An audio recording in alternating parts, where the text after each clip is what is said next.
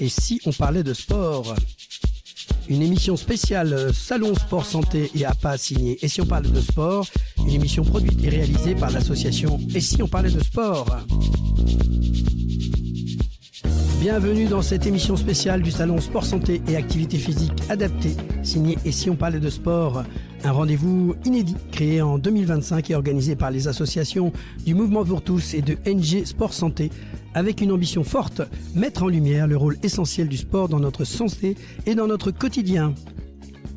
Ouvert à la fois aux professionnels et au grand public, ce salon sport santé et activité physique et adaptée est porté par Nadine Garcia, engagée pour faire du mouvement un véritable outil de prévention, d'accompagnement et de mieux-être. Aujourd'hui, nous allons parler d'un sport qui dépasse la performance, un sport qui soigne, qui rassemble, qui redonne confiance et qui crée un lien social. Pendant cette émission, nous irons à la rencontre d'acteurs engagés, de professionnels passionnés, de personnalités, de témoins de terrain qui font avancer le sport santé chaque jour au plus près des besoins de chacun. Alors installez-vous confortablement, montez le son et bienvenue dans cette première émission spéciale du Salon Sport Santé et Activité Physique Adaptée à Toulouse. Et en première mi-temps, nous parlerons prévention, bien-être et dépassement de soi avec deux invités au parcours inspirant. Nous recevrons Bernadette de Gasquet, médecin et marraine du Salon Sport Santé et APA, référence incontournable autour du mouvement et de la santé par le sport. Puis direction le monde du cyclisme ultra-endurance avec Marcel Ève, athlète hors norme et détenteur de records, qui viendra partager son incroyable aventure humaine et sportive. Et en deuxième mi-temps, nous intéresserons à nos acteurs engagés qui font avancer le sport santé au quotidien. Nous recevrons Frédéric Marin, président du comité régional EPGV de Occitanie, pour parler activité physique accessible à tous et prévention par le mouvement. Et puis nous retrouverons Jenny Paredes, directrice commerciale et marketing interservice et partenaire du salon, pour évoquer le rôle des entreprises dans le bien-être et la santé au travail. Tout de suite, place à la première mi-temps avec Bernadette de Gasquet, Marcel Ève, Frédéric Marin et Jenny Paredes. Et si on parlait de sport? Première mi-temps.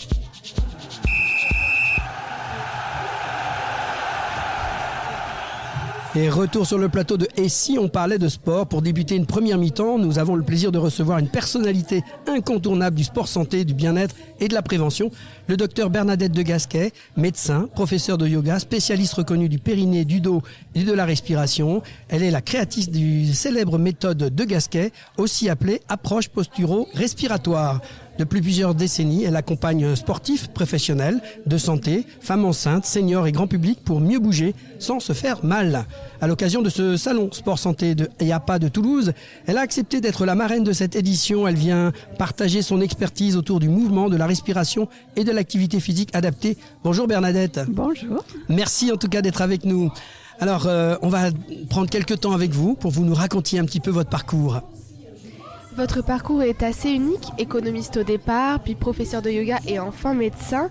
Comment cette aventure a-t-elle commencé ? Alors, je veux dire, elle a commencé à Toulouse.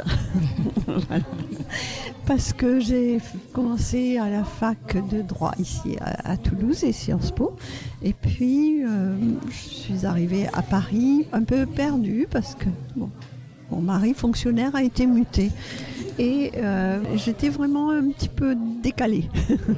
Et c'est comme ça que j'ai commencé à m'intéresser au yoga. Parce que jusque-là, le sport, à l'époque, c'était pas très excitant, surtout pour les femmes. On n'avait pas droit au pantalon, on n'avait pas de chaussures de sport, on courait dans le cours de récré. Franchement, c'était pas très amusant. Et quand j'ai découvert le yoga, alors là, ça a pris un sens pour moi. Pas seulement le côté mécanique du sport. Voilà, donc c'est comme ça que ça a commencé. Aujourd'hui, la méthode de Gasquet est connue bien au-delà du domaine médical. Comment est née cette approche ? Alors, en fait, je suis partie donc d'un yoga occidentalisé. Et les choses sont vraiment confortées quand j'ai été enceinte et quand j'ai vécu mes premiers accouchements. Et c'est autour de la maternité que les choses sont vraiment faites, parce que quand on fait travailler une femme enceinte, une femme enceinte fait un effort quelconque, juste de lever la tête, de lever les bras, etc. Il y a des signaux dans le corps immédiatement qu'on n'a pas forcément au quotidien quand on est en bonne santé, on fait un peu n'importe quoi, il ne se passe rien. Mais la femme enceinte, elle va avoir tout de suite une douleur, une sensation de reflux, une contraction utérine. Et on est obligé d'être extrêmement précis dans la manière de faire le geste. C'est pas le geste qui est mauvais, c'est la manière. Et ça m'a obligée à structurer vraiment au cas par cas. Vous utilisez souvent l'expression sans dégâts. Cela veut dire qu'on pratique parfois une activité physique qui nous abîme. Eh oui, on n'est pas des bêtes, mais c'est dommage.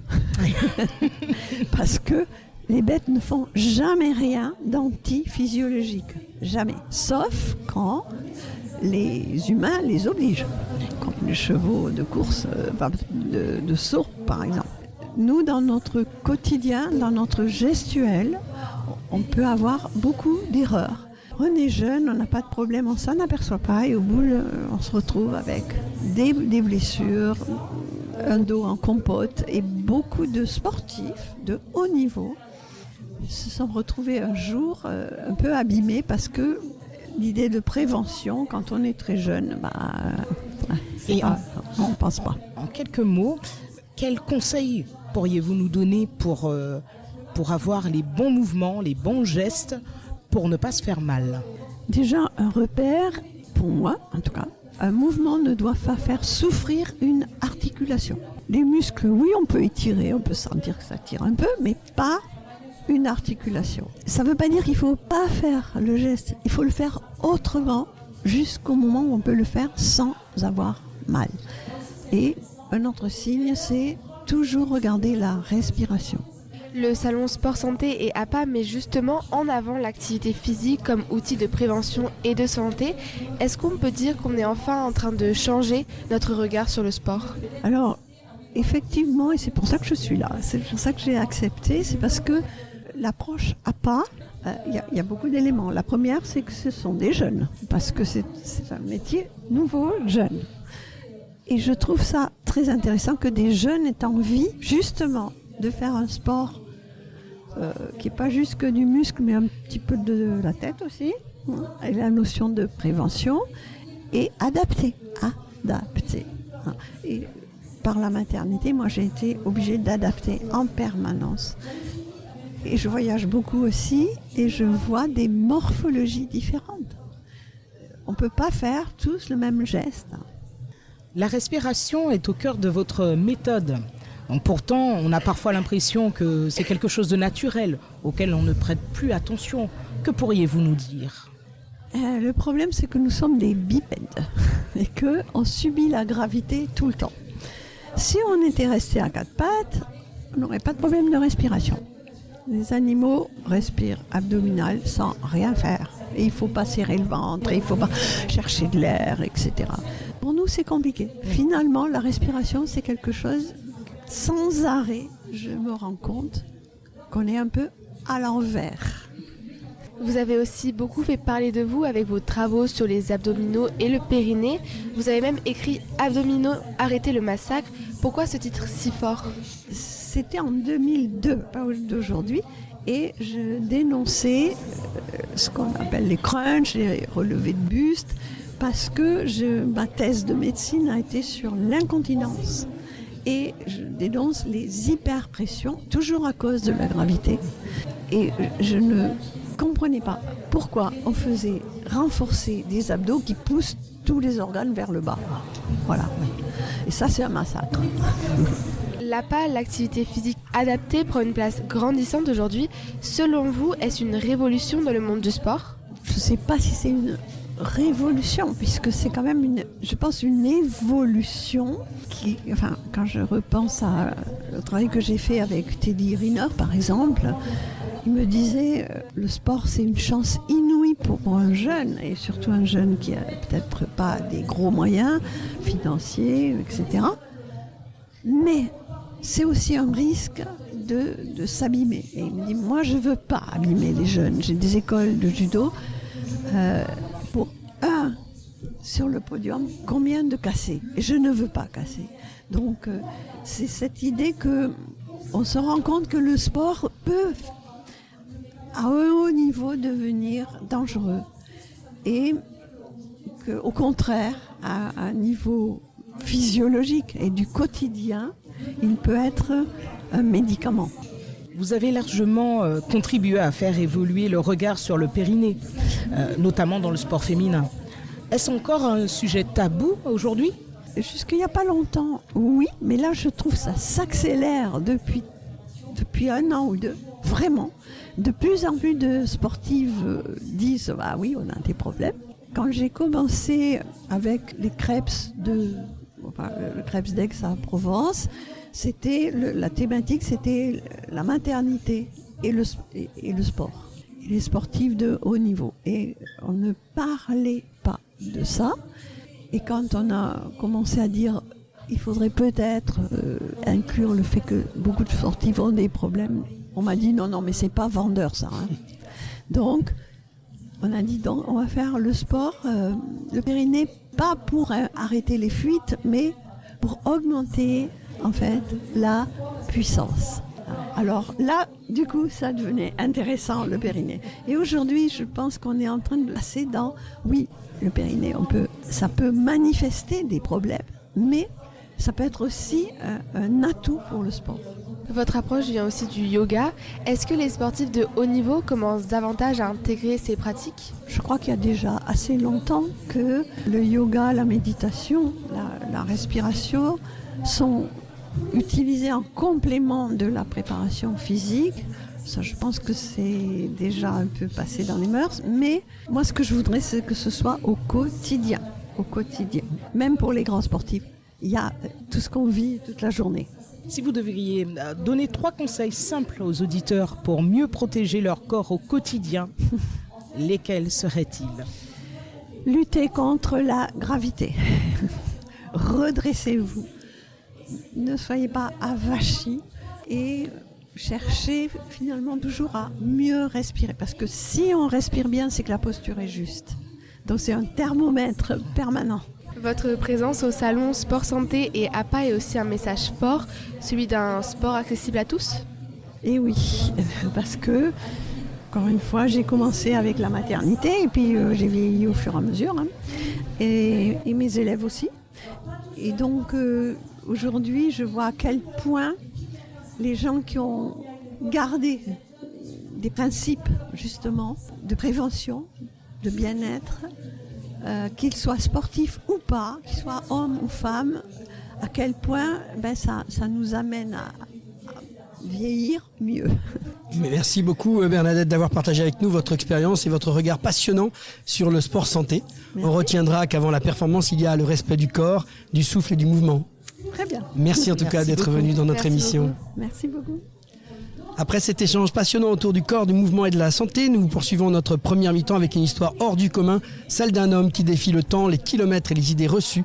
À 85 ans, notre invité continue d'écrire l'histoire du cyclisme mondial, double champion du monde UCI, Grande Fodo en Australie, détenteur du record du monde de l'heure dans sa catégorie. Marcel Ève prouve qu'il n'a pas d'âge pour performer, pour rêver et surtout pour bouger. Ancien gendarme de la garde républicaine, passé du palais des Élysées avant de découvrir le cyclisme à la retraite, Marcel Ève est aujourd'hui un formidable ambassadeur du sport santé, de l'activité physique adaptée et du bien vieillir par le mouvement.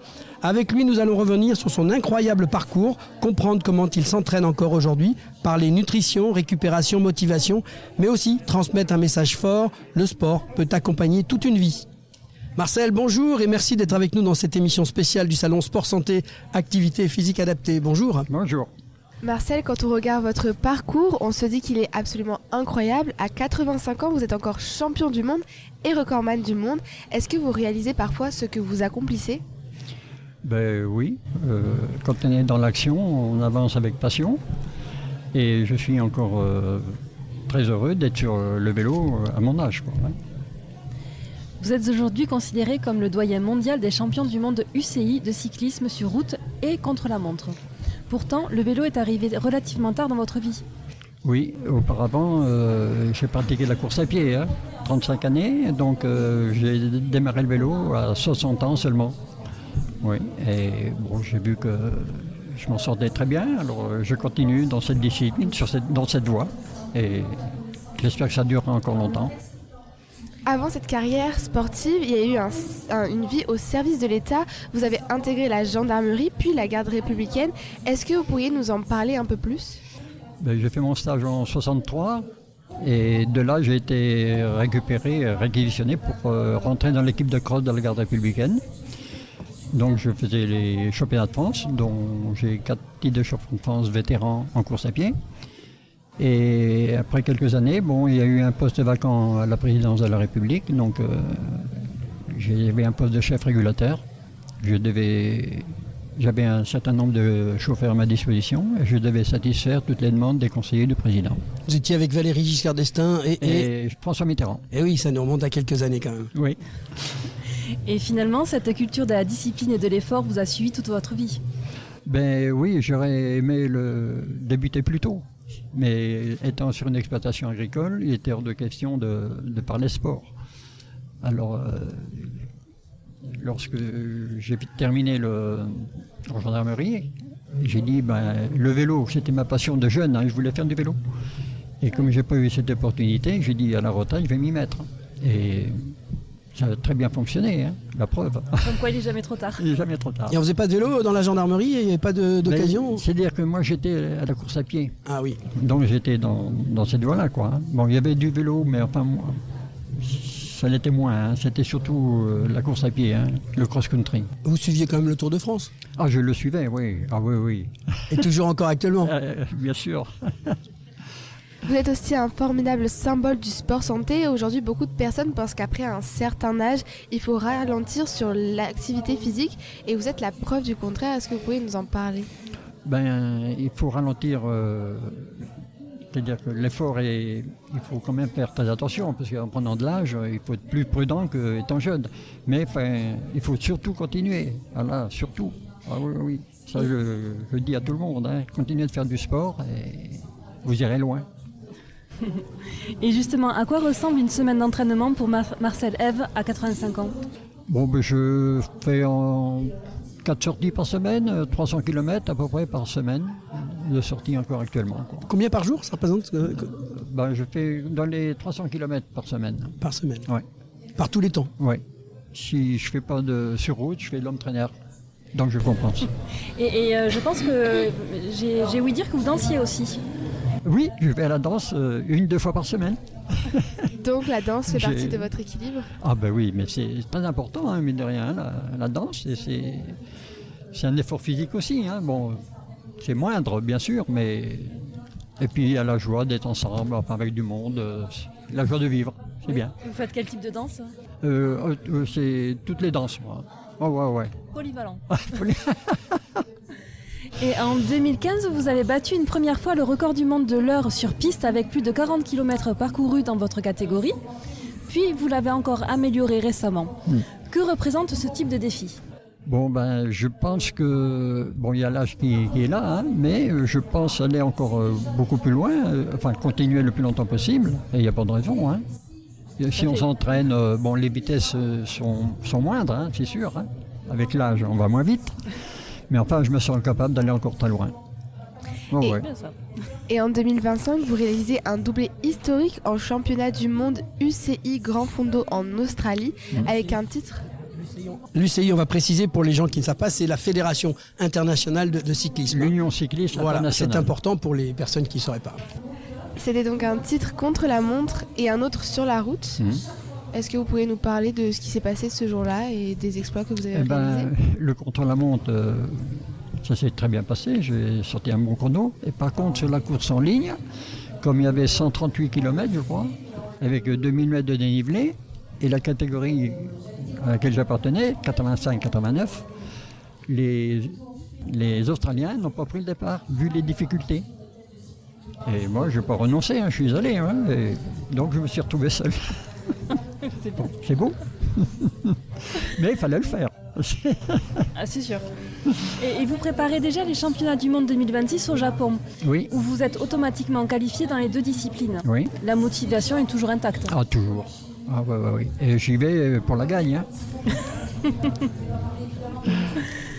Quel regard portez-vous aujourd'hui sur l'évolution du sport santé ? Je voudrais que tous, peu importe l'âge, pratiquent. Mais tout le monde ne pratique pas malheureusement. Il faudrait faire cet effort et je dis qu'il faut. Mais je voudrais surtout dire que quand on fait du sport comme ça, il faut respecter son corps. C'est-à-dire faire avec ses moyens. Et donc si vous respectez votre corps, il vous le rend. Moi, c'est mon cas. Que si vous ne le respectez pas, il va vous punir et sévèrement. Donc, avec vos moyens. Voilà, on comprend en fait que de plus en plus que l'activité physique n'est pas seulement liée à la performance finalement. Ah non, c'est pas uniquement ça. Bien. Et vous, ça a été un entraînement quotidien. Est-ce que le fait d'avoir fait une carrière militaire, ça vous a aussi donné ce rythme, cette rigueur de se dire tous les matins, j'y vais, je me lève ? Oui, et aucun traitement, moi. Aucun traitement. Et j'ai 62 ans de pratique, je n'ai jamais subi aucune blessure. Jamais. Pas de grosses blessures, pas de fractures ? Aucune. C'est fantastique. Mais je recommande l'échauffement, que beaucoup ignorent. Il n'est pas passage obligé l'échauffement. Alors ce qu'on appelle effectivement les temps de récupération, pour parler un peu sportif, comment vous travaillez ça ? Parce qu'effectivement, j'imagine qu'à 85 ans, les temps de récupération ne sont pas les mêmes que quand on est plus jeune. Comment ça se passe pour vous ? C'est surtout on dit terrain varié, allure variée. Pas toujours la même allure, pas toujours le même sol. Il ne faut pas toujours faire que du fractionné, pas faire que de la montée, il faut varier, terrain varié, allure variée, et on s'en sort. La curiosité quand même, comment vous avez appris tout ça ? Vous êtes fait tout seul ou vous avez suivi des coachs ? Parce qu'aujourd'hui on parle de coach partout. Comment vous avez fait vous ? J'ai eu la chance de côtoyer Michel Jazzy, je ne sais pas si ça vous dit. Ah, Michel Jazzy, oui bien sûr. C'était le meilleur champion du monde, champion olympique du 1500 mètres. Ouais. Tout à fait. Et j'appartenais à son club, c'est à Montreuil, et il m'a pris sous son aile, et il m'a appris, j'avais pas son niveau, loin de là, mais il m'a appris la base, et puis donc on peut dire que vous avez eu un coach exceptionnel. Exceptionnel. J'ai mis en application et je suis là, toujours là. Quel message aimeriez-vous transmettre aux personnes qui hésitent encore à reprendre une activité physique ? Il faut persévérer, il faut qu'ils continuent, et il n'y a pas de raison, mais c'est pour leur bien, pour le bien de tous, faire du sport. Et finalement, votre plus grande victoire aujourd'hui, ce sont les titres ou de pouvoir encore pratiquer votre passion ? On pourrait dire que les deux vont bien, mais surtout de pouvoir continuer la pratique. Pratiquer, c'est bien. Le recours aussi, bien sûr. En tout cas, on va vous souhaiter de longues distances encore en vélo, Marcel. Oui, c'est un plaisir de vous recevoir. Merci d'avoir partagé ce beau témoignage. Vous remonterez à un certain nombre de jeunes et c'est passionnant d'avoir ce genre de témoignage. Et merci d'être venu dans cette émission spéciale du Salon Sport Santé et APA. Vous êtes une magnifique démonstration que le sport peut accompagner toute une vie. Très touchant. Merci pour votre énergie et votre inspiration, Marcel. Merci à vous. Voilà, à travers son parcours exceptionnel, Marcel nous rappelle que le sport connaît pas d'âge et que l'activité physique peut devenir un formidable moteur de santé, de longévité et d'épanouissement. C'était Et si on parlait de sport, la première mi-temps avec Marcel Ève, ancien gendarme, champion du monde, record du monde, mais surtout passionné de mouvement et de vie. Marcel Ève incarne parfaitement les valeurs du sport santé, activité et physique adaptée. C'est la mi-temps, on se retrouve dans quelques instants pour la deuxième mi-temps avec Frédéric Marin et Jenny Paredes. Ne bougez pas, retour rapide au vestiaire, on respire et on reprend son souffle. Et si on parlait de sport, mi-temps.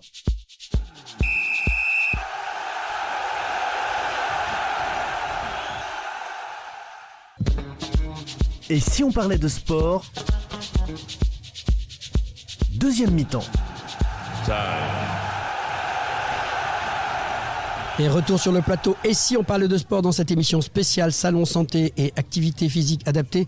En deuxième mi-temps, nous allons aborder un sujet devenu essentiel dans notre société.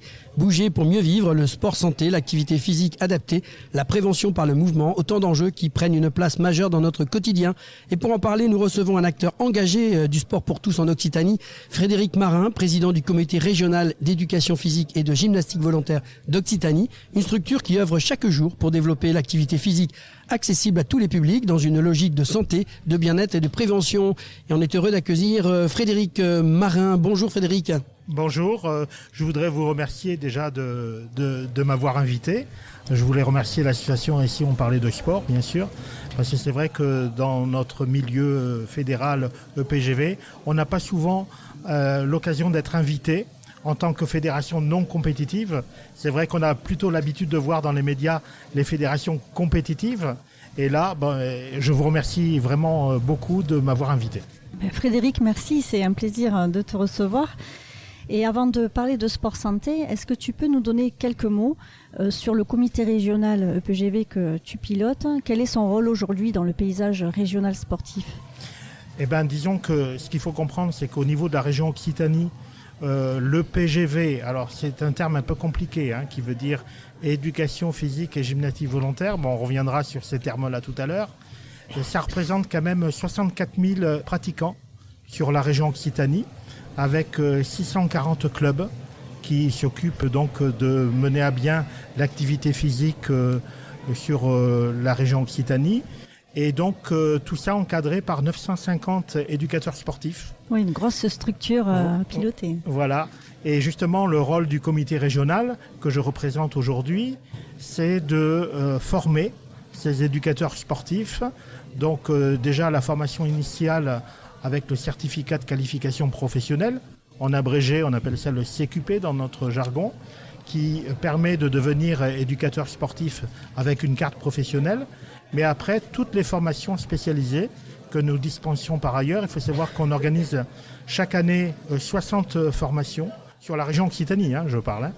Donc 60 formations avec des formations spécialisées. Alors ça peut être bien sûr l'activité physique adaptée qui est le thème du salon d'aujourd'hui, mais ça peut être aussi des spécialisations comme la gymnastique enfant pour les inciter à bouger au lieu de manipuler leurs écrans.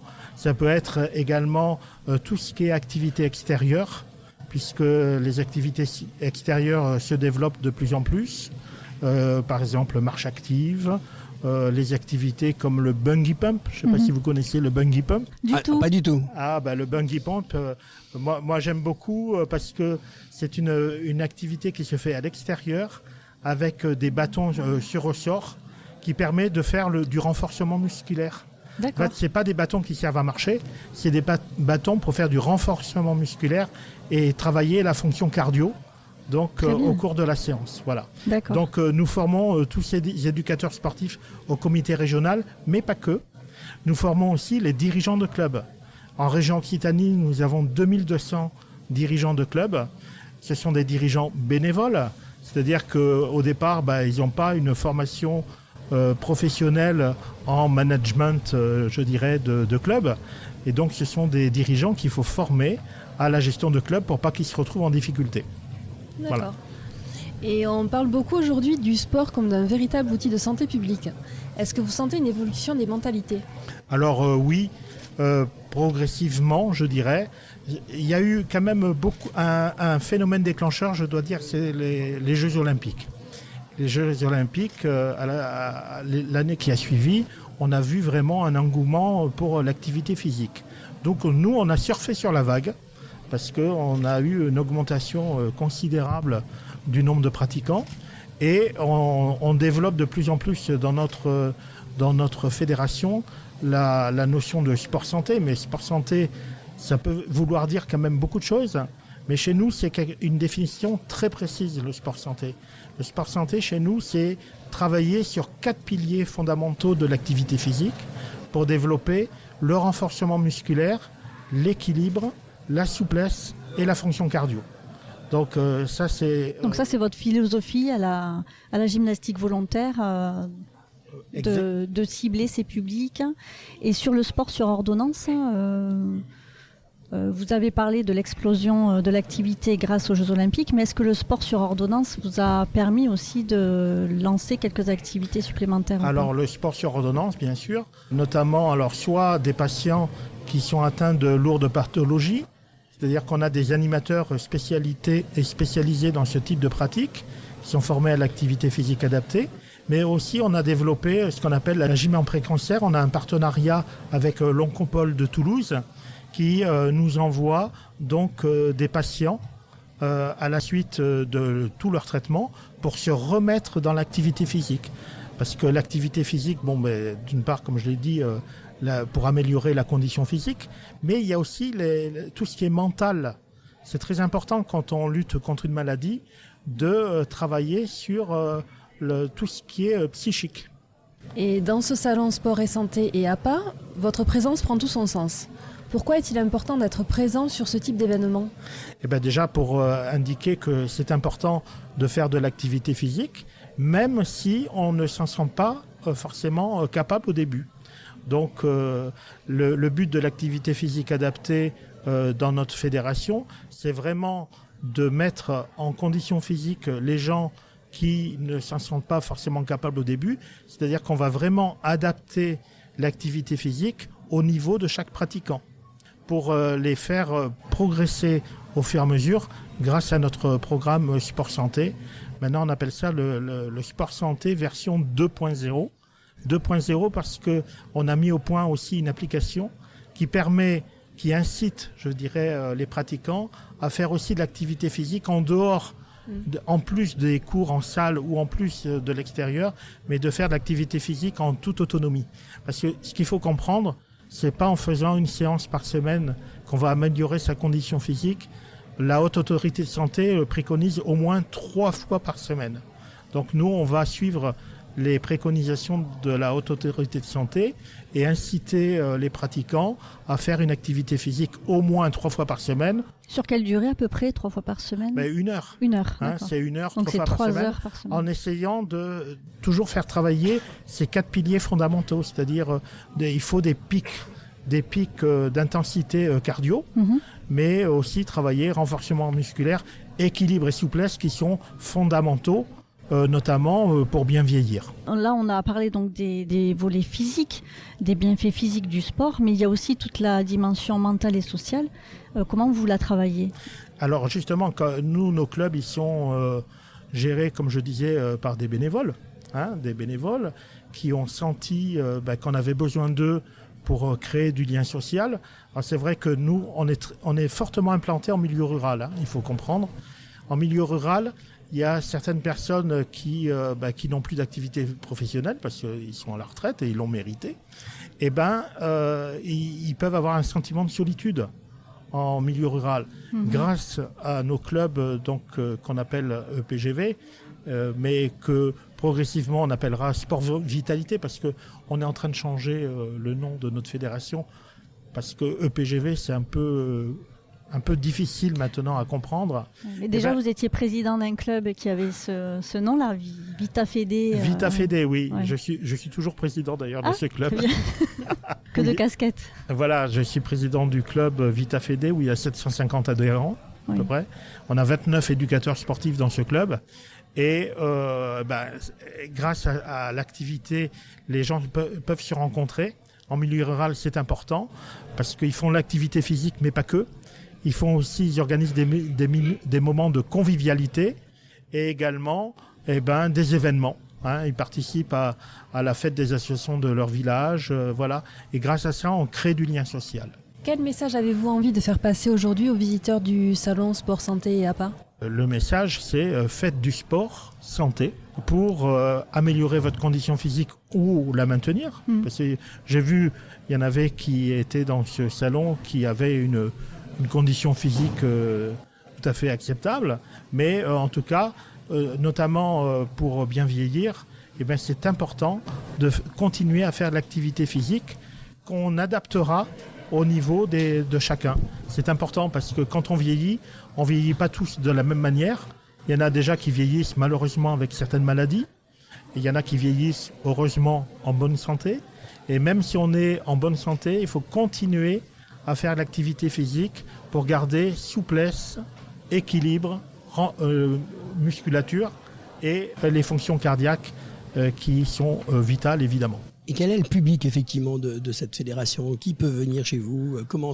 Quelle est la gamme en fait ? Alors on peut commencer à partir de 9 mois, qu'on fait ce qu'on appelle la gym parent-bébé, je vais dire. Bon, on a plusieurs noms on a appelé ça la gym 3 pommes, la gym câline.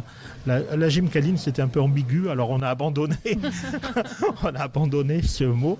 Maintenant, on appelle ça la gym parent-bébé. C'est-à-dire que de 9 mois à 3 ans, on demande la présence d'un parent et on va inciter l'enfant à faire de l'activité physique par rapport à son niveau, bien évidemment. Oui, il est en plein développement de son schéma corporel. Donc, c'est ça. Et notamment par rapport à l'équilibre, c'est important à cet âge-là. Donc on va développer l'activité physique de ces enfants. Bon, après, on les perd un peu. J'ai remarqué que vers l'adolescence, il y a une tranche d'âge où, le départ dans les études, il y a peut-être aussi des déménagements. Voilà. Donc, et après, on les c'est un retrouve peu dans tous les clubs et dans toutes les disciplines. Après, on les retrouve à l'âge adulte. L'essentiel, ils ont eu la base, justement. Voilà, à l'âge adulte, on les retrouve et jusqu'à... Il n'y a plus d'âge. À partir du moment où on a la santé, je crois que le pratiquant le plus âgé en Occitanie, il a 97 ans. On a même une animatrice qui a 86 ans.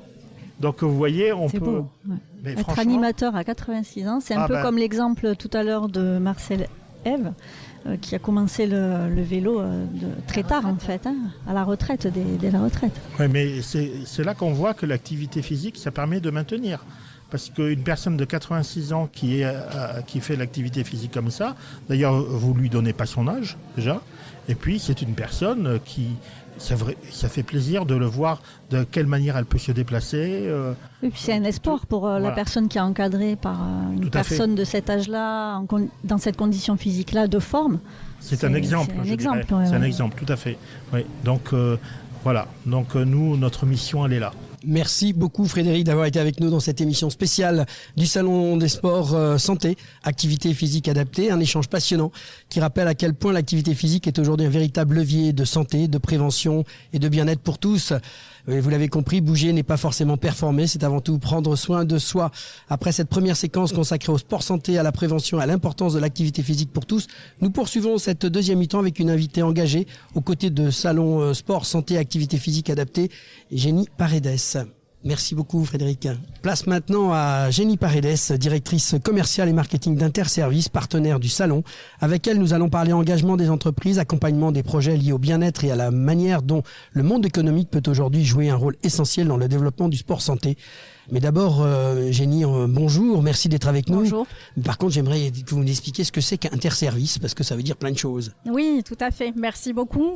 Merci pour l'invitation. Effectivement, Interservice, c'est une coopérative de services à la personne qui s'adresse à 12 métiers, mais particulièrement aujourd'hui les coachs sportifs qui souhaitent être accompagnés, qui souhaitent proposer une solution à leurs clients pour apporter un crédit d'impôt. Ils ne peuvent souvent pas le faire seuls parce que l'administratif est très lourd, parce qu'ils veulent faire d'autres activités en parallèle. Et donc Interservice leur permet d'utiliser leur numéro de déclaration et ainsi de proposer le crédit d'impôt aux clients particuliers. On gère toute la partie administrative, on leur met à disposition tous les outils essentiels au niveau digital, etc.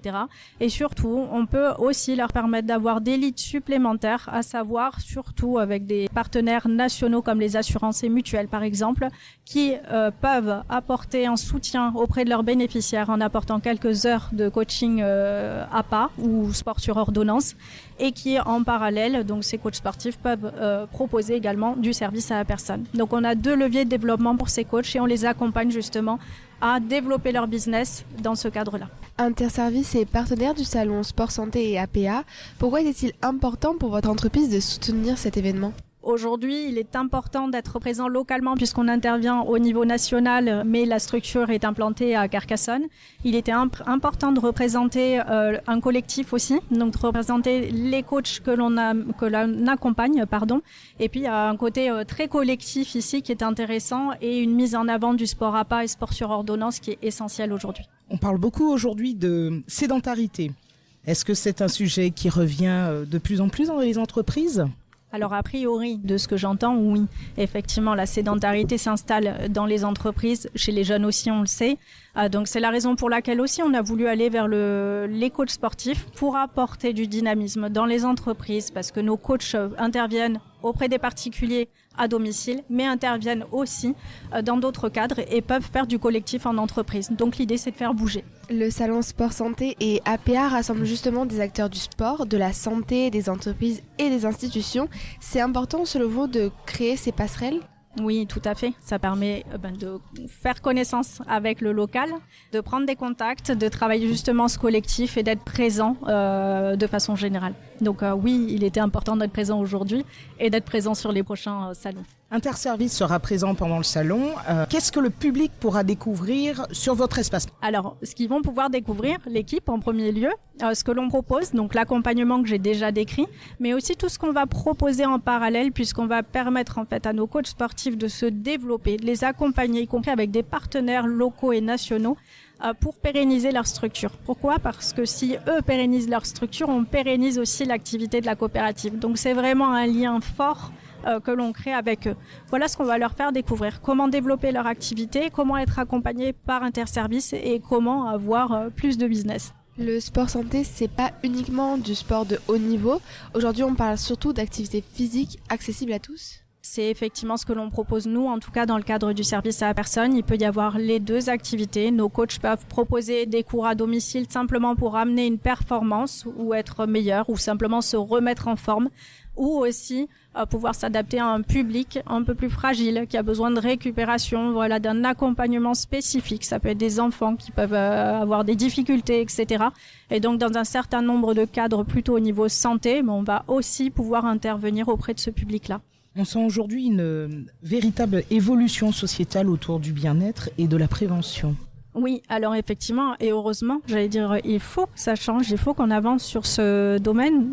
Notamment, ça fait partie de la question d'avant, c'est qu'aujourd'hui, les gens bougent moins. Les jeunes sont de plus en plus sur leur téléphone. Et je suis bien concernée pour le savoir, j'ai des jeunes à la maison. Alors moi, je suis quelqu'un de très sportif de nature, donc j'essaye de les tirer vers le haut. Mais c'est vrai que c'est un sujet aujourd'hui et il faut absolument avancer. Donc merci aussi de nous donner la parole et d'être présent sur ce salon pour qu'on puisse l'avoir. Il faut supprimer les téléphones, c'est ça ? Peut-être pas les supprimer, il y a du bon, mais c'est vrai qu'il faut doser. Bon, les enfants, si vous écoutez, c'est pas grave, maman elle va pas supprimer les téléphones. Ça va, ils seront pas punis.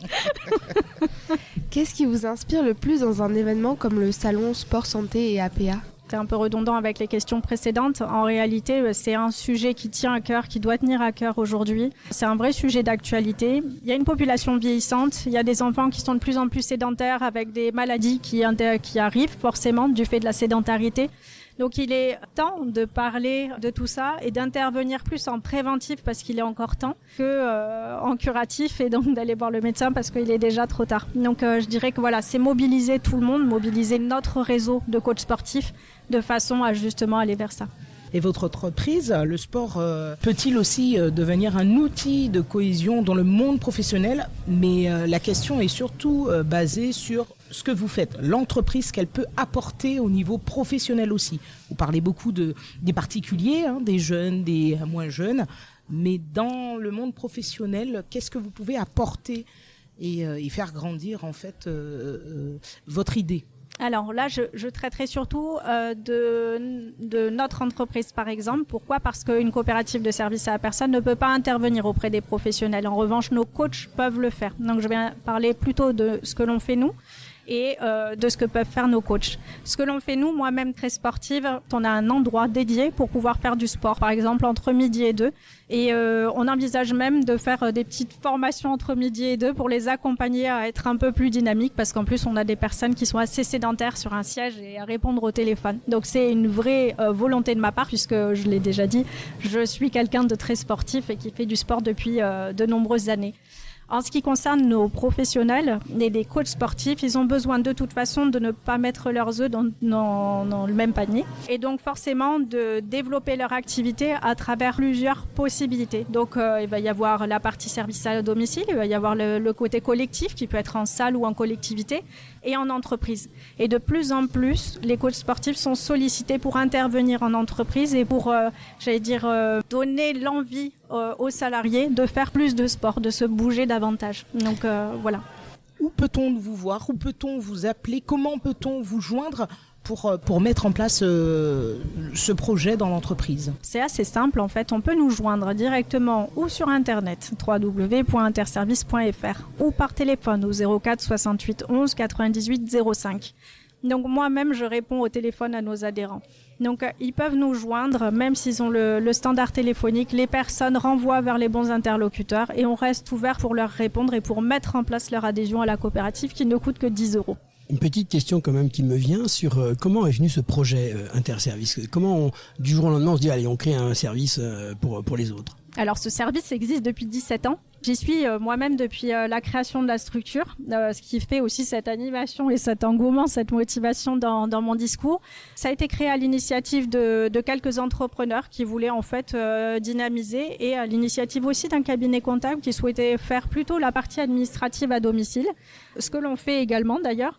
Et finalement, ça s'est développé dans différents domaines. On couvre 16 domaines d'activité et le coaching sportif est une activité, vous l'avez compris, de cœur et d'une importance incroyable aujourd'hui. Et qui se développe effectivement de plus en plus. On entend parler du coaching sportif partout, quoi. C'est ça, qui est amené à se développer, mais pas seulement dans la partie performance. On entend de plus en plus de gens quand même qui font du sport, mais malgré tout, il faut aussi sensibiliser à plus de sport ou plus de sports différents et pas forcément dans la performance. Le sport, vous l'avez dit tout à l'heure, c'est pas que le sport performance. Et vous-même, donc, vous êtes tombée comme ça toute petite, mais c'est venu comment ? Il y a une passion sportive derrière, il y a quelque chose ? Alors oui, il y a une passion sportive. Alors je suis sportive depuis, j'étais dans une classe spécifique sport depuis la 5e, depuis le collège. Donc j'ai vraiment un gros engouement pour le sport. Dites-nous quel sport quand même.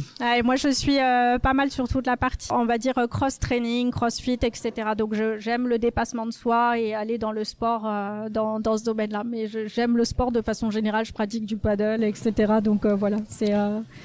Si j'ai bien compris, vous aidez aussi les gens qui n'ont pas forcément les moyens de pouvoir, financiers je parle, de pouvoir faire du sport. Et prends un exemple d'une dame qui n'a pas les moyens, mais qui veut avoir un coach sportif à domicile. Quelles sont les démarches qu'elle doit faire ? Alors, en réalité, le crédit d'impôt, qui est la loi Borloo de 2005, permet à tous les particuliers, qu'ils payent ou non de l'impôt, de bénéficier du crédit d'impôt. Donc, il existe sous 2 formules. La formule la plus ancienne que l'on connaît souvent pour les femmes de ménage, c'est-à-dire que l'on va payer une somme globale et récupérer en N+1 les 50% de crédit d'impôt. Et puis, il existe depuis 2022 une nouvelle formule qu'a mis en place l'URSSAF, qui permet en fait aux particuliers, particulièrement ceux qui ont moins d'argent, de pouvoir accéder malgré tout au service à la personne et de ne régler grâce à l'avance immédiate que 50% de la facture. Donc j'ai une facture à 50 €, je vais n'en payer que 25. J'ai une facture à 1000, je n'en payerai que 500. Donc la personne qui a besoin d'une prestation de service, le mieux c'est qu'elle nous contacte de la même façon qu'un professionnel. C'est vrai qu'on a plus parlé du B2B, mais les particuliers peuvent revenir vers nous demander une solution. On le mettra en relation avec le coach sportif qui sera le plus près de son domicile et le relationnel doit s'instaurer. Donc il y aura un devis forcément gratuit qui sera proposé en amont. Comme ça la personne sait exactement à quoi s'attendre. Elle n'est pas engagée et surtout elle peut avoir accès à ces services. Et il faut savoir aussi que certaines mutuelles, dans le cadre des assurances et mutuelles, proposent un accompagnement spécifique en APA, notamment sport sur ordonnance. Et donc, il peut y avoir une prise en charge de leur mutuelle et assurance. Auquel cas, il faut surtout pas hésiter à revenir vers nous aussi. C'est le groupe en fait qui va gérer. On a une deuxième société pour ça, qui s'appelle Extra Service. Et donc, il faut surtout pas hésiter à revenir vers nous. Merci beaucoup. Avec plaisir. Merci à vous. Merci beaucoup Jenny en tout cas d'avoir été avec nous, d'avoir expliqué enfin ce que c'était qu'Interservice. Je crois que c'est un peu plus clair pour nos auditeurs. On a été très heureux de vous accueillir dans ce salon et puis on vous souhaite plein de bonnes choses pour la suite. Merci également. Cette première édition vous a été proposée par l'association Et si on parlait de sport et animée par Claire Sévrac, Sabine Degène, Mélanie Dalle, Léa Rochat et Laurent Garnier. Elle est à retrouver en podcast sur toutes les plateformes habituelles ainsi que sur le site internet Et si on parlait de sport. Un immense merci à tous nos invités pour leur présence, leur engagement et leur témoignage passionnant tout au long de cette émission. Merci à Bernadette de Gasquet, marraine du salon Sport Santé et APA, pour son regard précieux sur le corps, le mouvement et la prévention. Merci à Marcel Eve pour son parcours inspirant et son incroyable énergie autour du dépassement de soi. Merci à Frédéric Marin, président du comité régional EPGV Occitanie, pour son engagement quotidien en faveur du sport santé accessible à tous. Et merci également à Jenny Paredes, directrice commerciale et du marketing Interservice, partenaire du salon, pour son éclairage sur l'importance du bien-être et de l'activité physique dans le monde professionnel. À travers cette émission, nous avons vu combien le sport santé est aujourd'hui un formidable outil de prévention, d'inclusion et de bien-être et de lien social. Et ce n'est qu'un début.